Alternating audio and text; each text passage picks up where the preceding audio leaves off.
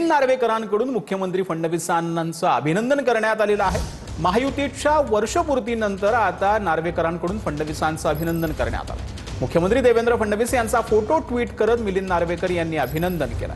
एकीकडे विरोधक वर्षपूर्तीनिमित्त महायुती सरकारवरती टीका करत असताना दुसरीकडे मिलिंद नार्वेकर यांनी देवेंद्र फडणवीस यांचं अभिनंदन जे आहे ते केलेलं आहे। राष्ट्रवादीचे माजी आमदार रमेश कदमांना मुंबई सत्र न्यायालयाचा झटका पाहायला मिळतो। रमेश कदमांवर मनी लॉन्ड्रिंग प्रकरणात आरोप निश्चित करण्यात आलेत। साहित्य रत्न लोकशाहीर अण्णाभाऊ साठे आर्थिक विकास महामंडळातील 300 कोटींचा कथित गैरव्यवहार प्रकरणी रमेश कदमांवर आरोप निश्चिती करण्यात आली आहे। या प्रकरणी 2015 मध्ये रमेश कदमांना अटक करण्यात आलेली होती। अण्णाभाऊ साठे महामंडळ कथित घोटाळ्या प्रकरणी रमेश कदम 8 वर्ष तुरुंगात होते। उपमुख्यमंत्री शिंदे आणि भाजपा प्रदेशाध्यक्ष रवींद्र चव्हाण उद्या एकाच मंचावर येण्याची शक्यता आहे। कारण उद्या डोंबिवलीमध्ये केडीएमसीच्या सावळाराम क्रीडा संकुलाचं भूमिपूजन आणि सावित्रीबाई नाट्यगृहाचं नूतनीकरण होणार आहे। संध्याकाळी 4 वाजता होणाऱ्या या कार्यक्रमाला उपमुख्यमंत्री शिंदेंसह उदय सामंतही उपस्थित राहणार आहेत। प्रमुख पाहुणे म्हणून रवींद्र चव्हाणांना बोलावण्यात आले। त्यामुळे स्थानिक निवडणुकीमध्ये पक्षप्रवेशावरून झालेल्या वादानंतर आता दोन्ही नेते एकत्र येणार का हे पाहणं महत्त्वाचं असणार आहे।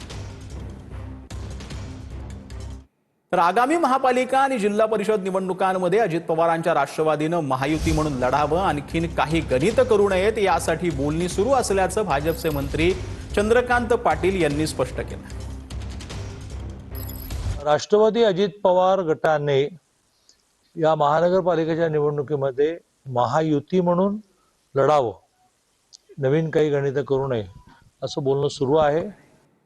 तर महायुती कायम राहील का हा प्रश्न विचारण्यासारखा नाही असं गुलाबराव पाटील यांनी म्हटलेलं आहे। निवडणुकांमध्ये किरकोळ वाद झाला म्हणजे महायुती तुटेल असं नसतं असं देखील गुलाबराव पाटील यांनी म्हटले। मंत्री गुलाबराव पाटील यांनी ही प्रतिक्रिया दिली।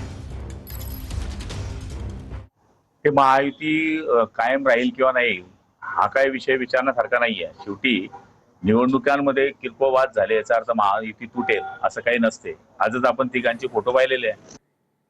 तर अहिल्यानगरमध्ये नृत्यांगना दीपाली पाटीलची आत्महत्या झालेली आहे। खरडा रोडवरील साई लॉजमध्ये गळफास घेऊन आत्महत्या पाहायला मिळते। दीपाली पाटील अहिल्यानगरमधील तपणेश्वर या भागामध्ये राहत होती। संदीप गायकवाडनं लग्नाचा तकादा लावत मुलीला आत्महत्येस प्रवृत्त केल्याचा आरोप दीपालीच्या आईनं केलेला आहे। संदीप गायकवाड भाजपशी निगडीत असल्याचा रोहित पवारांचा आरोप आहे। या घटनेनंतर आमदार रोहित पवारांनी ट्विट करत काही प्रश्न उपस्थित केले। तर रोहित पवार यांनी नक्की काय ट्विट केलं ते आपण पाहूयात। अखेर आत्महत्येस प्रवृत्त केल्याप्रकरणी जामखेड पोलीस ठाण्यामध्ये संदीप गायकवाड विरोधात गुन्हा दाखल करण्यात आलाय।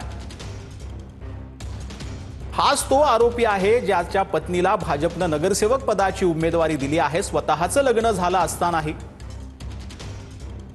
एका नर्तिकेवरती लग्न करण्यासाठी दबाव आणल्यामुळे तिच्यावर आत्महत्या करण्याची वेळ या आरोपीमुळे आली असं रोहित पवारांनी म्हटलं। या घटनेमुळे भाजपचा खरा चेहरा पुढे आला आणि असे अनेक नमुने आहेत ज्यांना भाजपनं नगरपरिषद निवडणुकीत उमेदवारी दिल्याचं रोहित पवारांनी म्हटलंय। हीच आहे पार्टी विथ डिफरन्स। भाजपा आता कोणत्याही दबावाला बळी न पडता आत्महत्या केलेल्या महिलेला न्याय मिळवून द्यावा असं रोहित पवारांनी आपल्या ट्विटमध्ये म्हटलं। आई नामे दुर्गाबाई हिने पोलीस ठाण्यात येऊन तक्रार केली की तिची मुलगी दीपाली हिला संदीप सुरेश गायकवाड राहणार कुंभारतड जामखेड याने लग्न लावण्याचा तगादा लावला आणि तिला आत्महत्येस प्रवृत्त केले अशी तक्रार दिल्यावरून पोलीस ठाणे जामखेड येथे BNS कायदा कलम 108 प्रमाणे गुन्हा दाखल करण्यात आला आहे। पुढील तपास करीत आहोत। तर पुण्याच्या भोसरी येथे 2 दुचाकी स्वारांचा अपघात झाला होता। यावेळी मंत्री गिरीश महाजन यांनी आपला ताफा थांबवून जखमींना तात्काळ मदत केली। अपघातग्रस्तांना जवळच्या रुग्णालयात दाखल केलंय। तर गिरीश महाजनांनी ताफा थांबवत अपघातग्रस्ताला मदत केलेली आहे।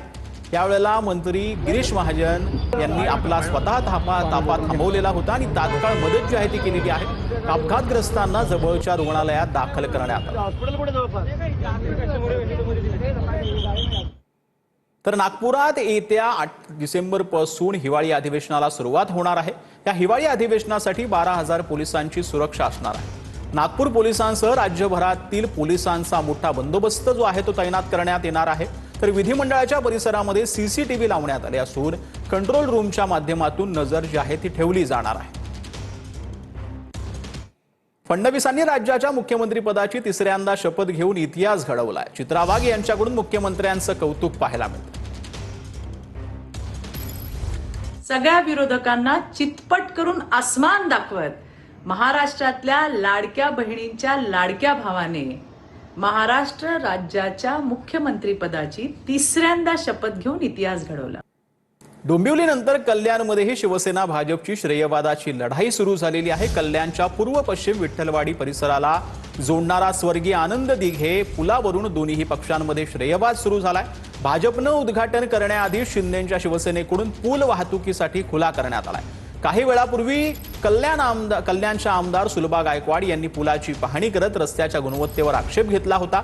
गुणवत्ता न सुधारल्यास पूल पुन्हा बंद करून पुन्हा दुरुस्ती करायला लावणार असा इशारा ठेकेदाराला आमदारांनी दिला होता.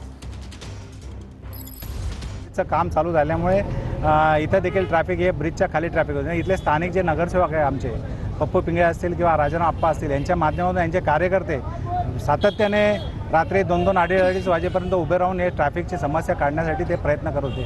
त्यामुळे हा श्रेयवाद नाही, हा शिवसेना कशी आहे, शिवसेना ही सातत्याने तळागाळातल्या लोकांना जिथं जिथं अडचण आहे तिथं शिवसेना उभी राहते. त्यामुळे हा कुठल्याही प्रकारचा श्रेयवाद नाही. हा ब्रिज चालू व्हावा हीच आमची अपेक्षा होती आणि त्यामुळे आम्ही